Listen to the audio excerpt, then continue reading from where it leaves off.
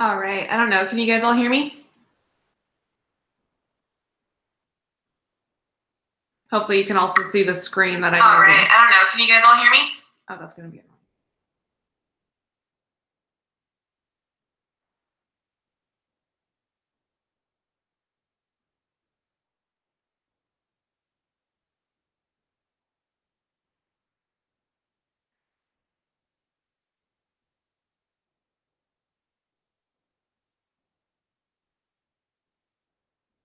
Hopefully it won't loop anymore, so hopefully we'll be okay.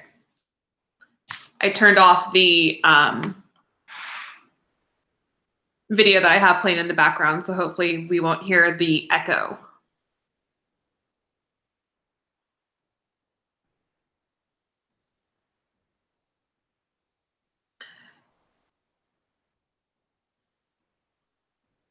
So again, the purpose of this video and this live chat is just to pretty much review any questions that you guys have on any of the homework, the quizzes, the review that we went over in class, or the stations that we had in class. I will work out any problems that you guys want me to work out. I'll talk about any topics that you guys need me to cover. So go ahead and ask questions. I'll just start answering and addressing any problems that you guys have as we go through them. So type into the chat what questions you guys have, and I will start solving. Excuse me if I'm going kind of back and forth between my windows. We'll see how well this actually works.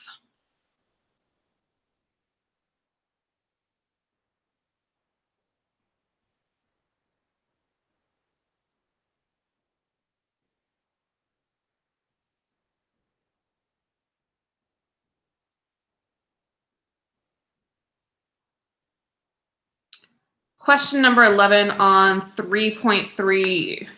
So that was a multi-step problem. I think, Daniel, that was one that you also kind of were wondering about. You will see a problem like this on the test. So let's go ahead and look at that problem.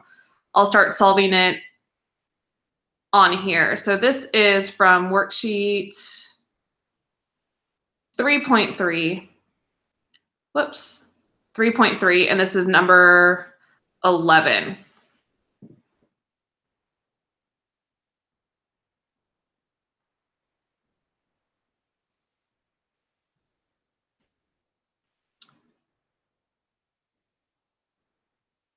How much is the delay? Is that going to be a huge problem? Can you guys still understand what I'm saying and things like that? Let me know. I'm going to start off by drawing the basic heating curve. So here's my heating curve right here. We know it has 5 main parts.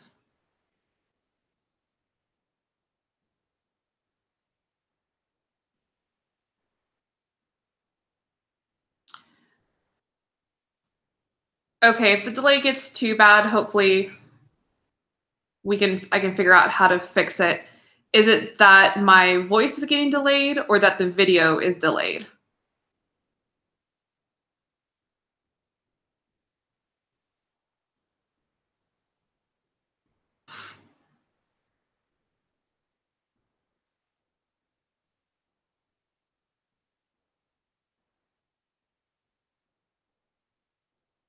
Oh, the chat. Okay.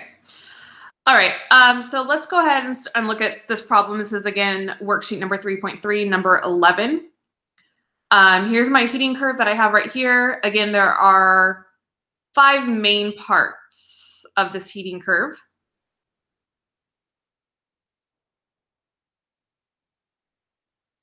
If we look at the heating curve, here we have a substance is a solid, 100% solid. The temperature is increasing, which means that we have an increase in kinetic energy. Energy input is all thermal energy. Once we get right here, if we're talking about water, this would be 0 degrees Celsius. Once we get right here, we have a phase change. So this would be energy of the phase change. And of course, during a phase change, the temperature of the substance is not actually changed. We're just converting all of that input of energy into that phase change energy. Once all that substance has completely gone from a solid to a liquid, the liquid starts to heat up, heat up, heat up, heat up. Section number 3. Once we get, again, if this was water to 100 degrees Celsius, we have another phase change where we have liquid turning to a gas. And again, as you can see, the temperature does not change. Once all that gas turns into a liquid, we increase the temperature right there. So if we look at number 11, what we have is that the problem says, find the energy required to heat up 35 grams of water at 80 degrees Celsius to steam at 115 degrees Celsius. So what you want to think about is if we're looking at this phase change diagram, we want to think about what parts of the graph do we need to solve for. So we're saying that we're starting at 80 degrees Celsius. So let's say we're right here. So let's put 80 degrees Celsius. And I'm going to put a decimal in here again to show some more significant figures. So we're at 80 degrees Celsius. And to get up to 115 degrees Celsius, and again, this is of water, that means that we're going to go through a phase change right here, and then we're going to heat that steam up to 115 degrees Celsius. If you look at what section this is, and you look at kind of how many steps you have, you see that you need to have 3 different steps. So when you figure out the total heat of this problem, you need to have 3 different equations and then add those 3 steps together to get the final heat. So again, we'll kind of solve this in 3 different steps. We'll have step number 1, step number 2, and step number 3. So let's work through these steps one by one. So let's look at that first step. That first step is a liquid, and we're turning that liquid from 80 degrees Celsius to its boiling point, which is going to be 100 degrees Celsius. Because we have a phase change, what we're going to be doing is, because we have a temperature change, what we're going to be doing is Q equals MC, and of course this is going to be the C of water, delta T. So Q equals MC delta T. The information is all there, so all we have to do is start plugging in. So we know the mass is 35.0 grams. We're given the specific heat of water, or the heat capacity of water, and we know that is 4.18 joules grams times degrees Celsius. And then our delta T, which is of course T final minus T initial. So what you need to do with that one is your final temperature is the final temperature of that section, which is 100 degrees Celsius, minus, I'm going to move this down here so I have enough room, my initial temperature, which is 80 degrees Celsius. That ends up being a temperature change of 20 degrees. So if we go ahead and we solve this problem, and we have 35 times 4.1, excuse me, hold on, let me go back. 4.18 times 20, we get 2,900. Let's see, how many significant figures do I want? I want 2 significant figures, so I'm going to go 2,900 joules. So that's that one part right there. Now what we need to do is we need to solve for this section right here, section number 4. Section number 4. Oops, let me not call that section number 4. Let's just say that's section number 1. That's going to confuse us. Or section number 2. Okay, so now what we have right here is we have a phase change. And when we use phase change, we're going to be using Q equals N times a delta H. And the delta H that we're going to be using is the delta H of vaporization. It's 2 significant figures because when you subtract this right here, this ends up being 20 degrees Celsius. So this has 3, this has 2, so my final answer should have, or that should have 2. So because that should be 2 significant figures right there. That's why it has 2 sig figs. Okay, so this is for moles. So the first thing that we need to do is we need to be able to convert our grams into moles, and we were given a conversion factor at the top of this page. So if we have 35.0 grams, we were told that 18.016 grams of water is equal to 1 mole. So if we do that, 35 divided by 18.016. We get, I'm going to have three significant figures, 1.94 moles. So now we can start plugging everything in. This right here, this process is endothermic, so my delta H is going to be positive. That is important because if it was going the opposite way, this would be negative, which means we would have a negative Q. So 1.94 moles, and then we're going to have our delta H of vaporization. We were given that. That is 40.68 kilojoules per mole. And if we solve this, I'm pulling out my calculator to solve all these, 1.94 times 40.68. We get, with three significant figures, 78.9 kilojoules. Because, of course, your moles cancel out.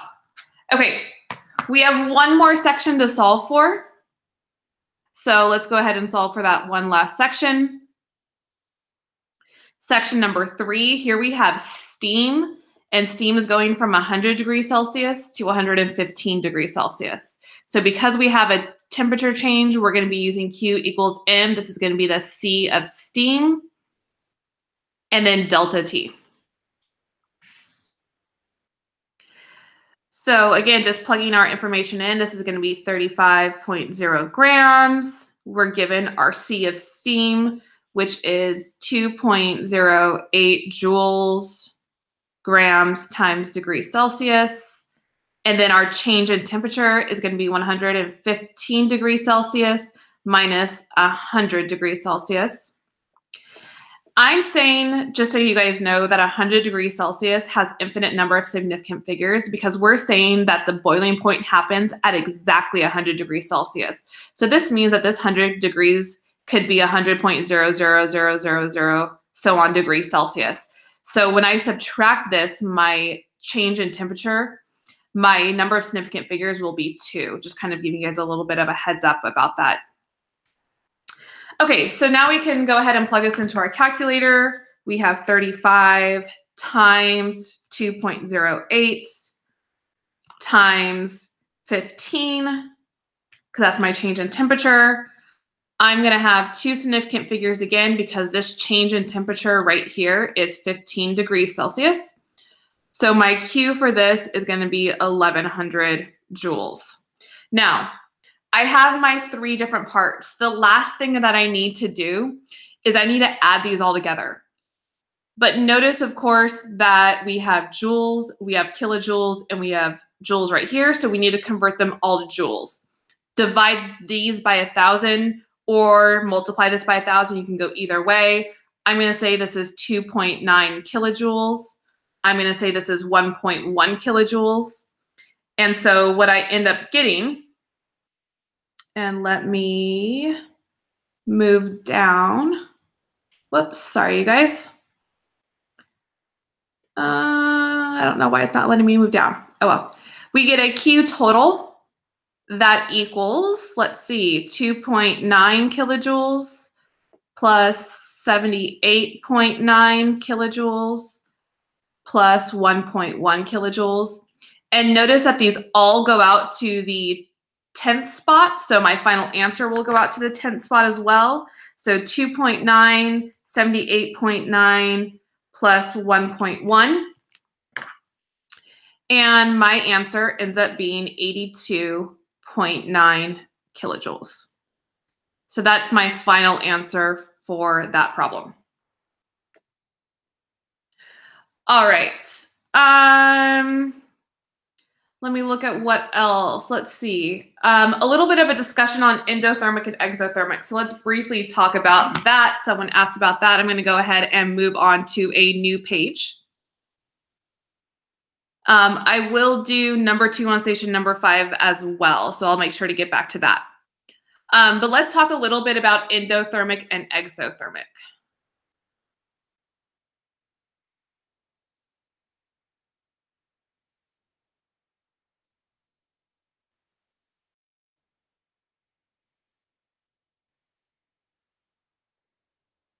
Katya had a quick question about, is there a relationship between the heating curve and the phase graph? Not really, because our phase graph shows us pressure.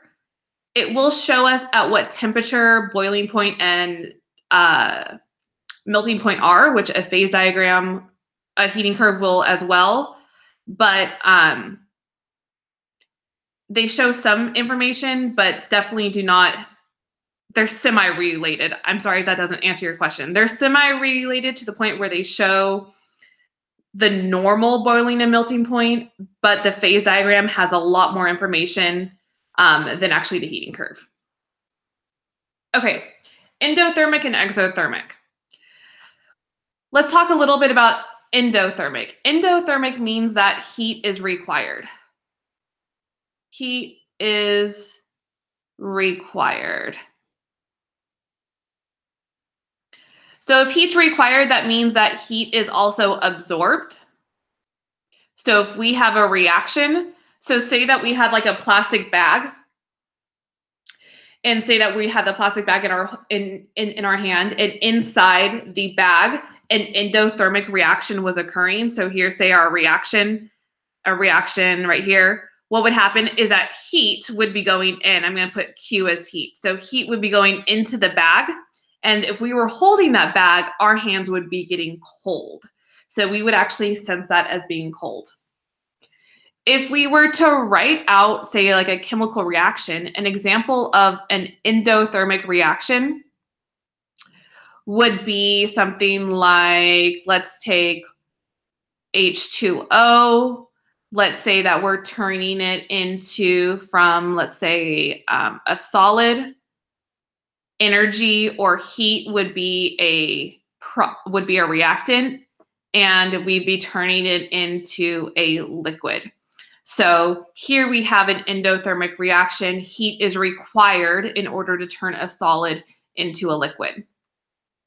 One of the other things that we could say about this is the fact that since heat's required and we're turning a solid into a liquid, what happens is that we are weakening those attractions between those molecules. Weakening molecular attractions. So those attractions between those molecules have to be weaker or have to be weakened in order to take that solid substance that are nice, close, packed together, vibrating next to each other, and turn it into a liquid. So heat's required. In contrast, if we were to talk about an exothermic reaction, that means that heat is released.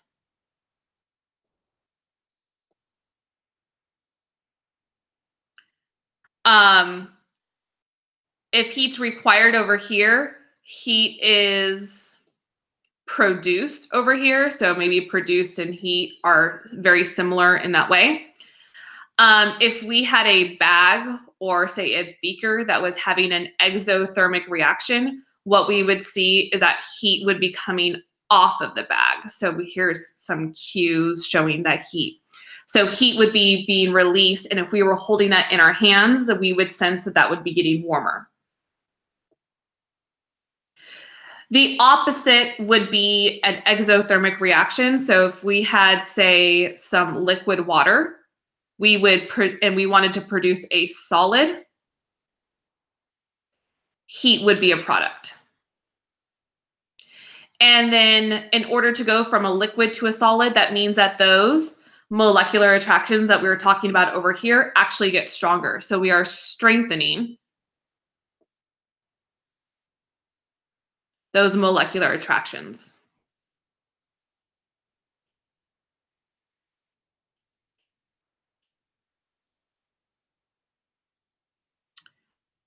So hopefully that kind of answers some of your questions about endothermic and exothermic reactions. One other thing that we could say about this that's important is that over here for an endothermic, since heat is going into the system, Q is going to be positive or Q is greater than 0. Here, since heat is leaving the system or going from the system to the surroundings, that means that Q is negative, and that means, or that Q is less than 0. So we could also classify Q as being positive or negative. All right, so the next question that was asked was, let me look, number 2 on station number 5. Hold on, let me bring that up.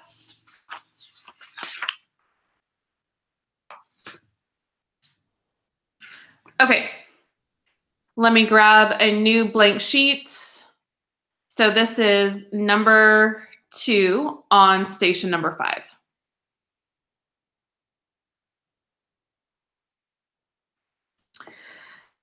And it states, what is the initial temperature of 8.5 gram piece of gold if, after applying 200 joules of heat, the temperature rose to 350 degrees Celsius?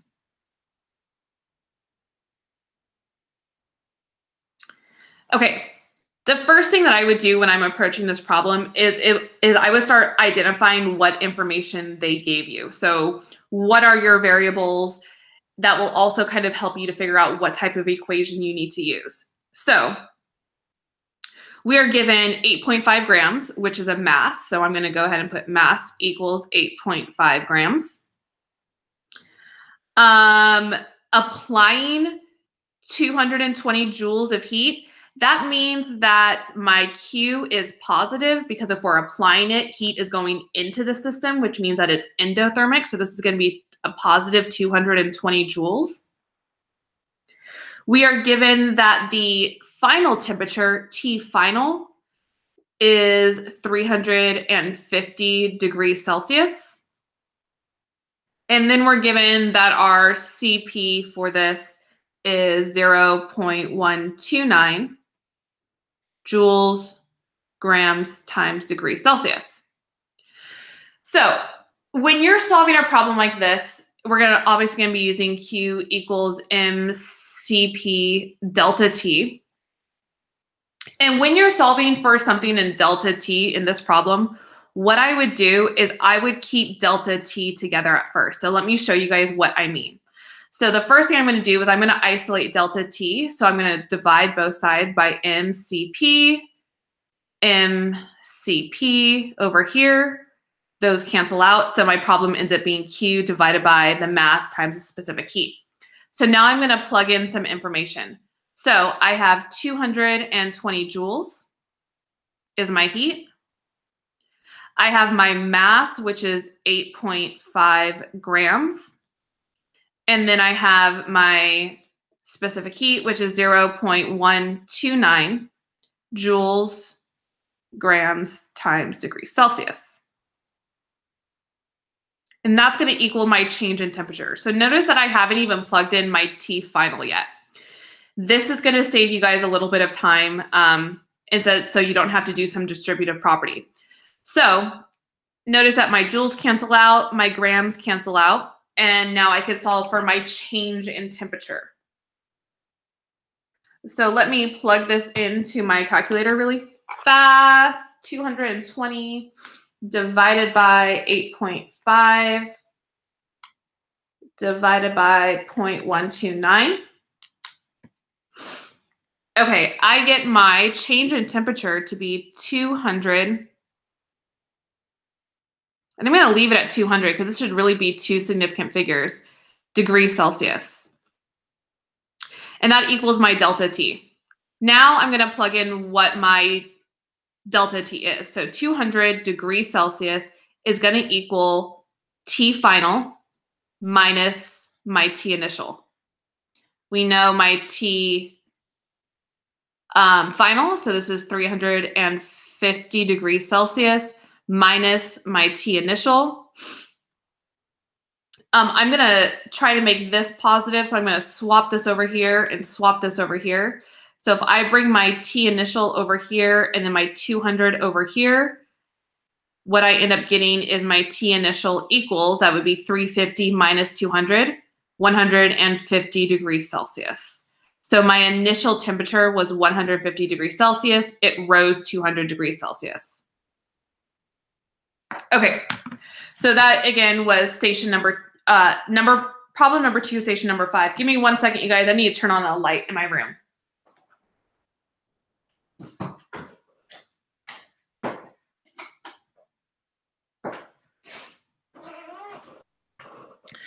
All right. Okay, let's see. The next problem.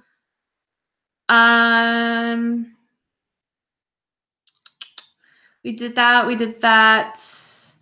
Let's look at ranking density and ranking energy with a phase diagram. Okay, so let's go ahead and get a new sheet of paper. Do you need to know how to create a phase diagram? You don't need to know how to create one, but you should know how to interpret one. So being able to read it. So let's go ahead and look at our two types of phase diagrams. And by two types, I want to differentiate between, say, CO2 versus water, which I think was in your notes that you guys read. And these two phase change diagrams look very similar, but are slightly different. Do I need to like Google what you guys are talking about, your Google Translate? Should I be concerned? Okay. So they both start off the same. We have this. We're going to branch out. And CO2 looks something like this, where water actually looks something like this. So the big difference, and again, if we were to label this, this would be a solid, this would be a liquid, this would be a gas, solid, liquid, gas. So if we look at this, what we see is we see a couple different things. So here's CO2, and again, the majority of substances, their phase change diagrams will look like this. This line right here, the line between solid and liquid, which also would represent your going from solid to liquid, which would be melting or freezing. This line right here usually has a positive slope. Water and only a few other substances will have what looks like a negative slope. And just so you guys know, I did kind of exaggerate this line. It is not this negative, but just kind of show you guys the difference. So when we talk about this, what we have right here is that we have, oh man, I can't remember. I think this is temperature. And then over here, we have pressure.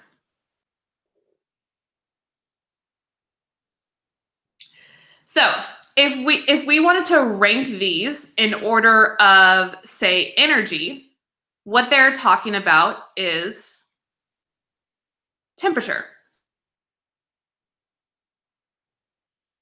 So if we were looking at temperature, what we see is that, let's say at normal temperature, the one with lowest energy would be the solid.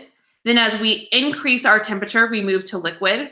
And then as we increase our temperature even more, we move to gas.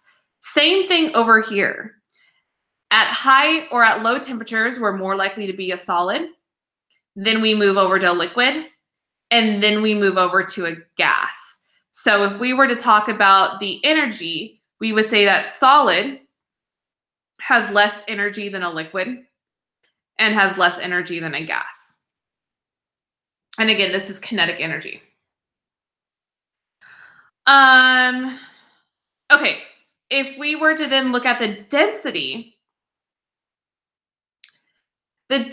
has to do with pressure.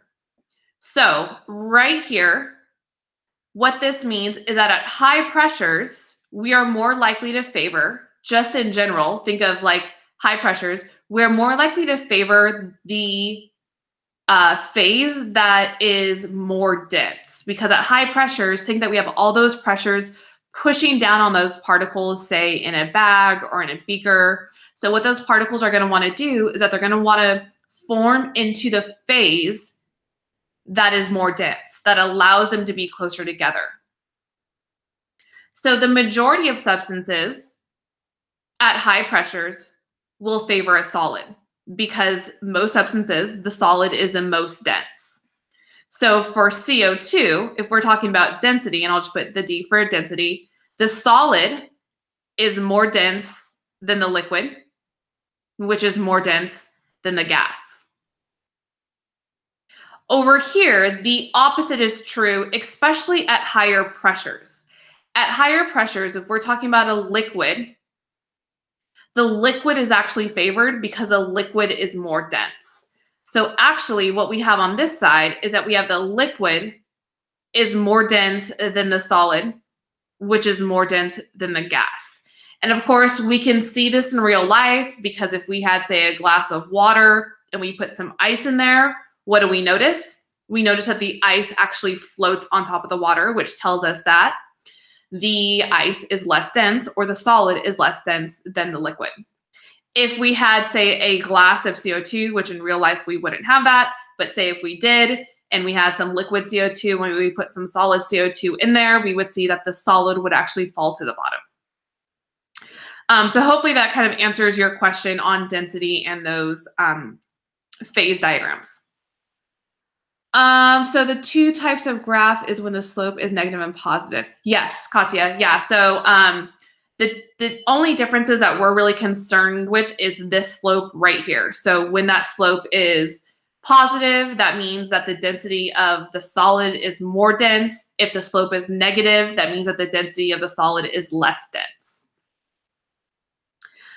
Can you review the main ideas in the equation used in the specific heat lab with aluminum? Yes, I can.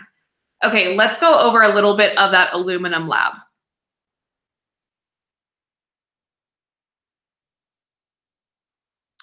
Okay, so let's say that we're talking about the specific heat lab.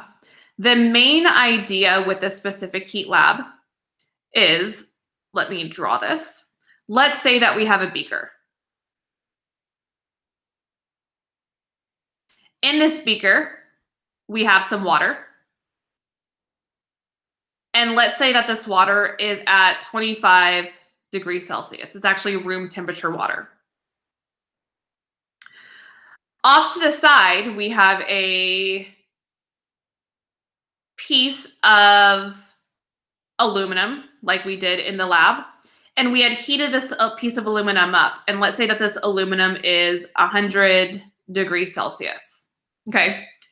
So what we end up doing, and let's just for sake of being able to solve a problem, let's say that we have 100.0 grams of water and the mass of our aluminum, I'm going to make up a number, is 15.5 grams. Okay. So let's say what we do is that we put this aluminum into the water. What happens, and let me get out my super handy drawing skills here. What happens is that this aluminum is now in the water. And because, as we know, heat flows from things that are warm to things that are cold, heat is going to be leaving the aluminum and going to be dumping into the water. So think of that heat moving from the aluminum to the water. And then what's going to happen is that the water is going to heat up, the aluminum is going to cool down, and they're going to continue to change temperature until the temperature of the water and the liquid are the same. So until the water and, excuse me, I said the water and the liquid. The water and the aluminum are the same.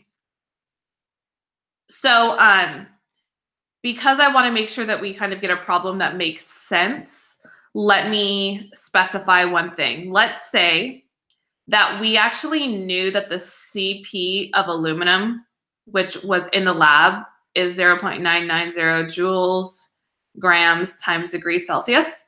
And let's say that we know that the CP of water equals 4.18 joules grams times degrees Celsius. And what we want to find is, let's say that we want to find what this final temperature is. Let's say that we want to know what is the final temperature of the water and the aluminum.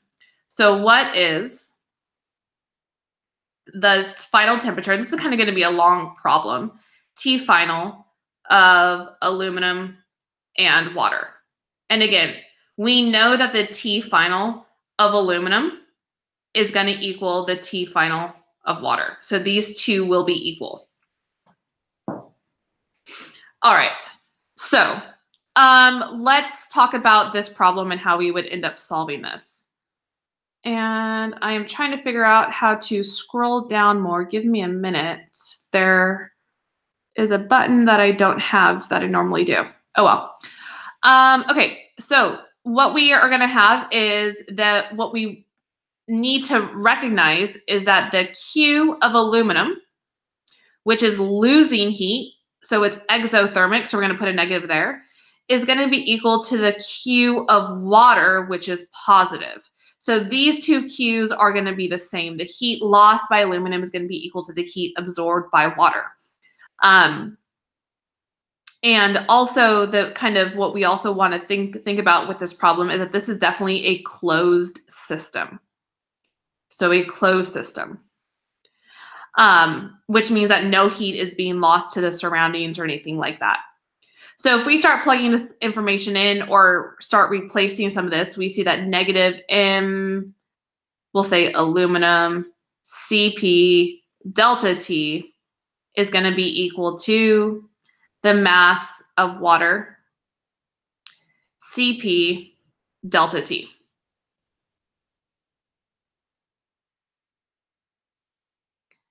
You guys' conversation in Chinese over here is really throwing me off. Someone needs to translate for me because I can't go to Google Translate and figure out what you guys are saying. All right, so here we have this problem right here. So let's go ahead and start plugging some stuff in so that we can solve for our T final. So we have the negative mass of aluminum, which I said was 15.5 grams. We have the Cp of aluminum, which is 0.900 joules grams times degrees Celsius. Charlotte, if you go and you watch the beginning of the video, I did a number 11. That was the first problem that I did. So go ahead and go back and watch that video. Or when we're done, you can go back and you can watch that. My delta T of aluminum, T final is what we don't know, but I do know that my initial temperature, what did I say my initial temperature was? 100 degrees Celsius. 100 degrees Celsius. And then my mass of water, it was 100 grams. I'm going to put a decimal there. My Cp of water is 4.18. The video will be saved. I believe it automatically saves at the end of this live stream. Joules, grams times degrees Celsius. T final minus my initial temperature of water, which was 25 degrees Celsius. Sorry, I'm trying to keep this all in there. Now, solving this problem, I would multiply this on each side. So I'm going to multiply these. And I'm going to multiply these. And then I'm going to distribute it in. So it's kind of a weird problem for that. So let's go ahead and solve this problem. I'm going to kind of take a few shortcuts so that I can get to some other questions that you guys have because I'll only be on here for 20 more minutes. So 15.5 times 0.9. This ends up being a negative 17.2. That would be joules degrees Celsius. T final minus 100 degrees Celsius. And this is going to be 418 joules over degrees Celsius because I just multiplied those. T final minus 25 degrees Celsius. Now distribute this in so that we can solve for T final. So what this ends up being is negative 17.2 joules grams times degrees Celsius times your T final, plus, because a negative times a negative is a positive. So plus 1,702. Notice that my degrees Celsius cancels out. That's going to be joules. So I multiplied my 17.2 times 100. And then I'm going to have over here 418 joules degrees Celsius times my T final minus 25 times 4.18, which is equal to 10,450 degrees Celsius. I've written the test. I haven't figured out the point value. I just need to add it up. So all tests are usually around 50 or so points. So it'll be equivalent to the other tests. All right. Let me see.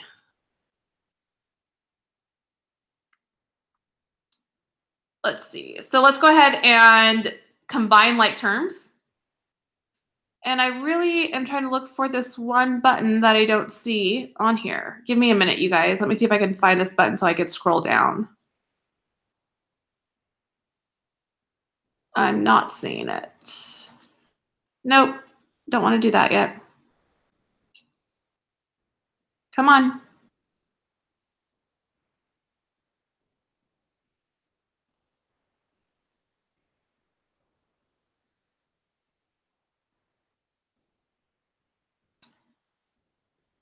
Maybe I just want to do that. Nope, it's not letting me. Okay. Oh well. So if I were to kind of get things together, I would probably, let's add this over here and then add this over here. So what this ends up being is, let me just kind of skip a couple steps, plus 10,450.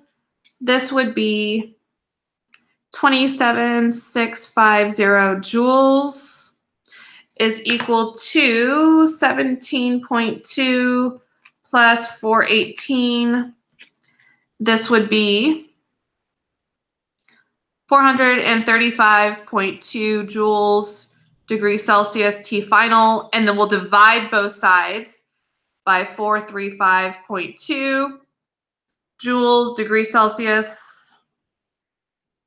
35.2 joules degrees Celsius. And I end up getting my T final to be, oh no, Daniel, this is a super complex problem. I'm not going to put something this complex on the test. This is an important problem because it does dictate an important idea about the fact that heat lost by one thing is directly absorbed by the other, but you will not see a problem with this level of complicated math on the test. Okay, so we have 27,650 divided by 435.2. So what my T final ends up being is 63.5 degrees Celsius. So that's my final temperature. These problems are definitely complicated. If you can figure out how to do a problem like this, you will be able to walk through the test. This is definitely a type of problem that is on the homework and things like that, because it's definitely meant to kind of stretch your level of understanding, things like that. If you can solve a problem like this, you will be in really good shape for the test. If you can't, focus on the smaller parts, focus on the main idea of this problem, like the fact that in a closed system, heat lost by one substance is directly proportional to the heat gained by the other. Okay, going back to other questions that you guys have. What's another question that you guys had that I can address? I think I had some that were, wait, did you add Celsius and joules?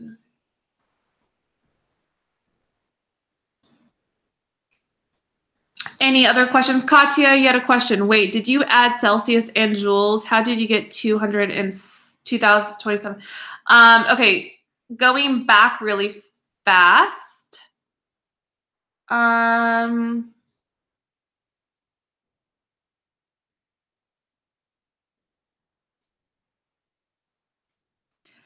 Nicholas, the amount of detail that I went into is really all you need to know for the phase change diagrams and those problems. So there's really not a whole lot more you need to know about that.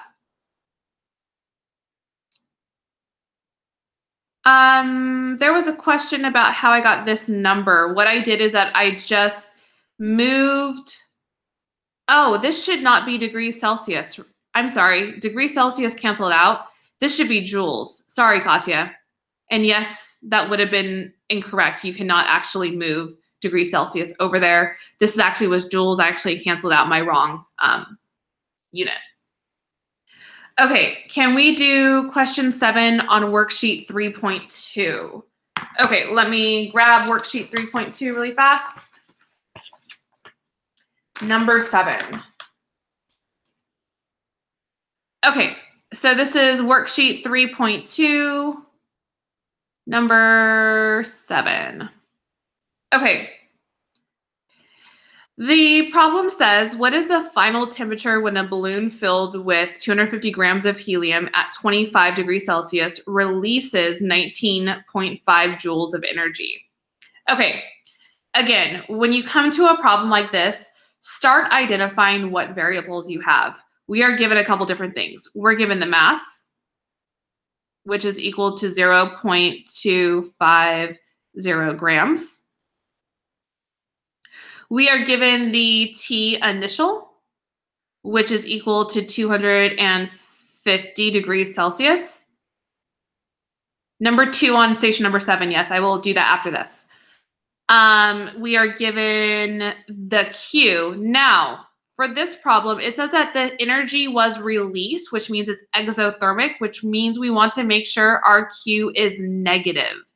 So again, this is negative because the problem says it was released.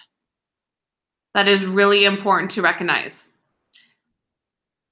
And then we're given our C of helium, which is 5.19 joules grams times degrees Celsius.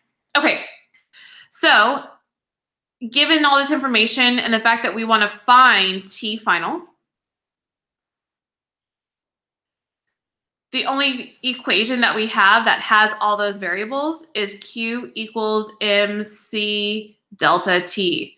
Now again, because we're trying to find a variable that is within delta T, you want to solve for delta T by itself. So I'm going to keep delta T together for now. And by keeping it together, I mean I'm not going to say it's T final minus T initial. And I'm going to solve for delta T. So now that I have this, I'm going to plug in my negative 19.5 joules.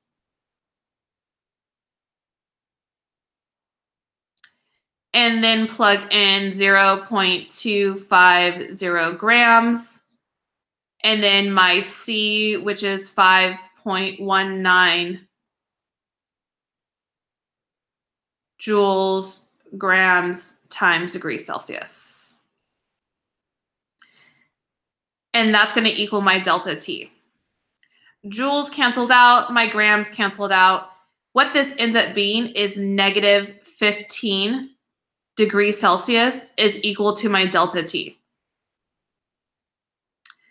Now plug in what your delta T actually represents. So 0.0 degrees Celsius is equal to my T final minus T initial.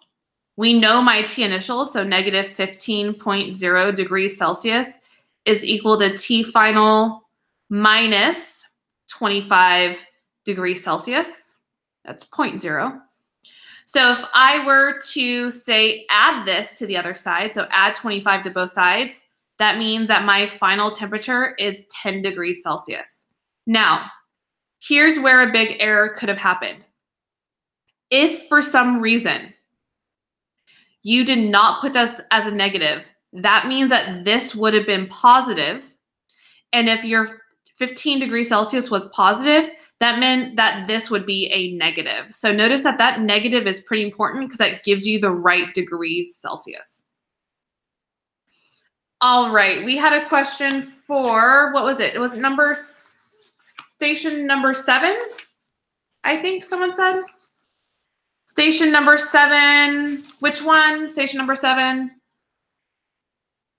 I'm gonna move to here. So give me a minute as I look at some of the problems. Number 2 on station number 7.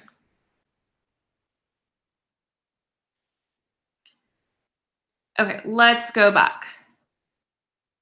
You believe that enthalpy is constant. Your delta H is a constant value, but depending on if it's endothermic or exothermic, you want to put it as a negative or positive because you want to be able to say that heat is being released or consumed. So that negative does make a difference. So if it's endothermic, you want to make sure that your delta H is positive. If it's exothermic, your delta H should be negative. Okay, so getting close to our last problem. This is station number 7, problem number 2. Okay, this is an explain briefly problem. So the problem says 5,500 calories of heat was applied to samples of water and ethanol at the respective boiling points. At exactly 5 minutes, both samples were completely vaporized. Which sample has a greater mass? And you're given that the delta H of vaporization for water is 540 calories per gram. Ethanol is 200 calories per gram. So let's go ahead and kind of sketch this out so we can get a good drawing. So let's say that we have 2 beakers.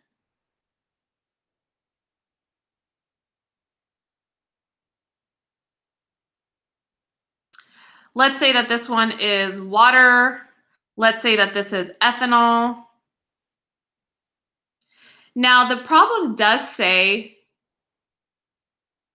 that, let's see, that they're at their respective boiling points. What they're referring to is that you're going to be using, or you want to be kind of keeping this idea in mind. So because they're at their boiling points, you're going to have that.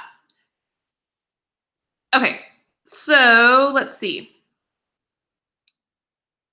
550 grams of heat were applied to both. 550, I said grams, calories of heat were applied to both. Whoops, let me go back. Sorry, you guys.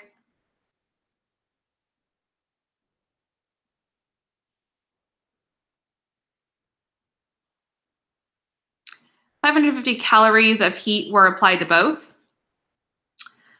At exactly 5 minutes, both samples were completely vaporized. So we know that the delta H of water is 540 calories per gram. And the ethanol was 200 calories per gram. So after 5 minutes, they were both completely vaporized. So since ethanol has a lower delta H of vaporization, that means that it's going to vaporize a lot easier, which means that it would have completely gone from a liquid to a gas in less time than the water. So if they were equal mass, this one would have vaporized first. But since they're not equal mass and this one has a lower delta H of vaporization, that means that there was more ethanol than there was water. So if they both took 5 minutes to completely vaporize, it would take, if you look at these values, more than double the amount of ethanol would be able to vaporize in the amount of time that the water would vaporize. So looking at these 2 values. I hope that kind of answered your question, Natalie. I think that was Natalie who asked. So please let me know if that kind of helped and if that makes sense. We have time for about 1 more problem. Last problem, first person to put a problem into the comments, I will answer.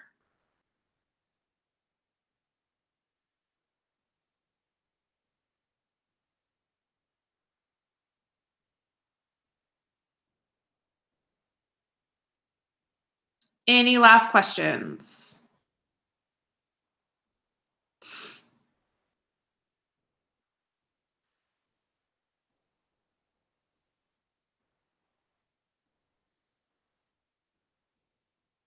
number 1B on station number 3.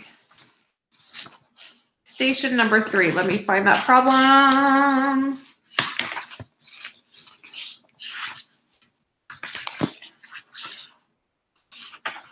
Number 1, station number.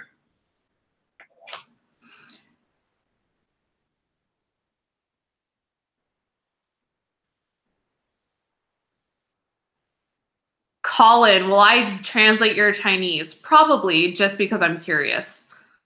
1B on station number 3. I'm not sure what that is. So station number 3 is a specific heat lab. So what I would suggest is going back to this problem where I talk about kind of a specific heat lab. So very similar to that. Oh, 4. Station number 4. So station number 4, specific heat. Okay, let's look at station number 4, 1B.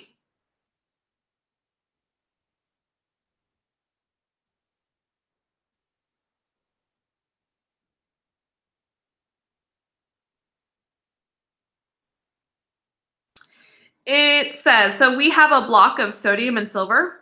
They have specific heat. So we have split a little block. Let's say this is silver.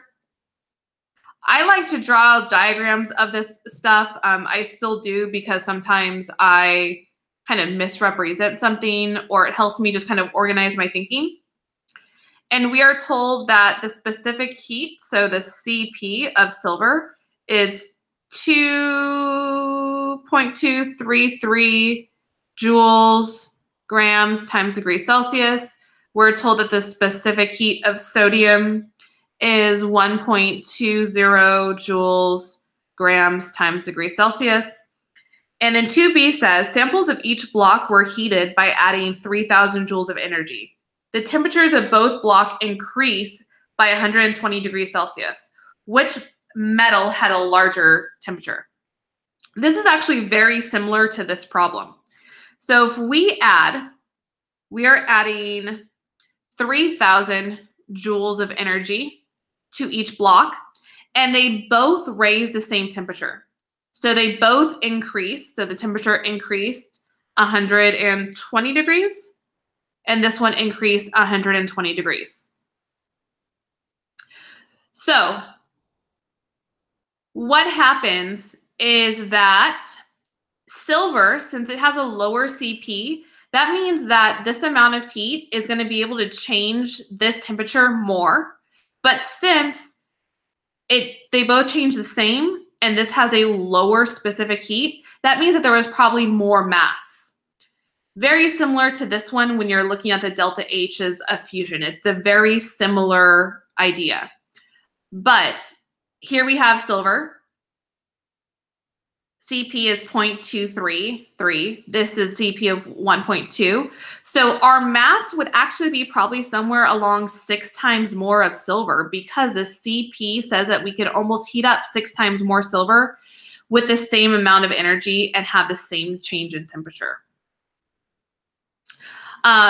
So very similar to this idea. The one with a lower CP tells us that we could heat up more and have the same temperature change. Over here, we couldn't heat up as much, so because the CP is lower. Do you have to memorize any of the conversion CPs or anything along those lines? Conversions for what? You won't have to memorize any specific heats. I will give you a small data table with some CPs, delta H's of fusions, and things like that. As far as conversions, the only conversion that I think you guys should actually know is that not 1 joule. Sorry, let me erase that. Just in case, and I would have to double check, but 1 calorie does equal 4.184 joules. What types of questions will be there on interpreting phase diagrams on the test? You would pretty much have to be able to look at a phase diagram and say what phase it would be depending on what temperature and pressure it's at. So going back to those phase diagrams, knowing that you're at a certain temperature and a certain pressure, you would be at a different phase. So just being able to interpret that. And then also kind of the problem that we went over in class. I think we were a solid and say we were here. What 2 ways could we reach our boiling point? Well, we could say that we could reach our boiling point by increasing our temperature, or we could reach our boiling point by lowering our pressure. So knowing that.